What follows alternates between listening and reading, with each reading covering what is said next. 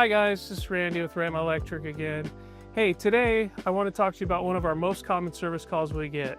People call and say, help, half my outlets aren't working. What I'd like to do today is walk you through the 3 steps that might save you some money on not bringing an electrician out if you can solve them yourself. Let's go look at the first step. Step 1, when you're having an issue with electrical outlets not working, is to locate your electrical panel box. Most modern homes will have an electrical panel just like this one. When you open the door, you'll see inside that all these are your electrical breakers. When they're on, they should all be switched towards the middle. If you find one that's tripped, which means it's like halfway off, that means that either it got overloaded, maybe had something bad plugged into it, or there was a ground fault or arc fault. In order to reset that, you would turn that switch all the way off and then back on. If that fixed your problem, you may have just saved yourself a service call. If not, let's move on to another step to see how you could do it yourself. Step 2, in trying to solve the problem of your outlets not working, is to see if it's potentially tied to a bathroom, kitchen, or outdoor circuit where it might be on a GFI receptacle. GFI receptacles are made to trip and cut off the rest of the circuit if they sense any kind of ground fault, and sometimes these electronics can be tripped for various reasons. You might have even bumped the buttons on the receptacle. Here in this bathroom, we see there's a GFI receptacle in this cupboard. If it's tripped,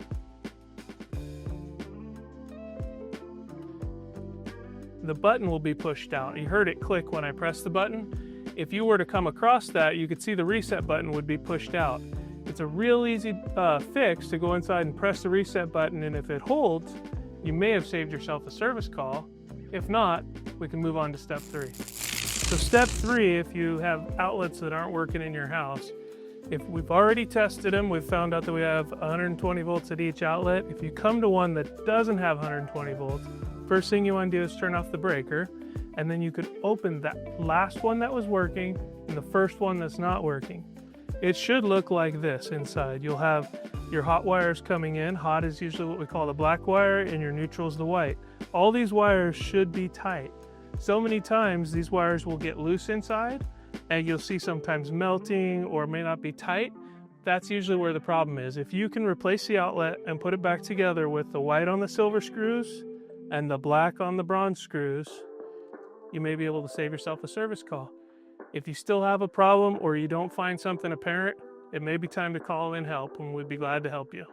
Hey guys, I got a quick little bonus tip for you. Earlier I showed you this receptacle and how you'll typically find it in a modern home with the wires coming in and out of the outlet and stabbed in the back. This here is a better way to make it up, where you have one wire going under the screw. If there's wires coming in and out of the box, you could connect them with a wire nut inside the box so that the circuit goes through the wire nut and on and not through the outlet. This is an upgraded way of making it up and will last a lot longer. So if you've done everything you can and exhausted these 3 tips and you still have a problem, call Rhema Electric. We'd be glad to come out and help you. In the meantime, while you're scheduling the call, if you can think of anything that may have caused it, if you've drilled in the wall, if you've cut or had water damage, if you can point our guys in a direction to help them find it quicker, you can save time and save money. We're so glad that you joined us today.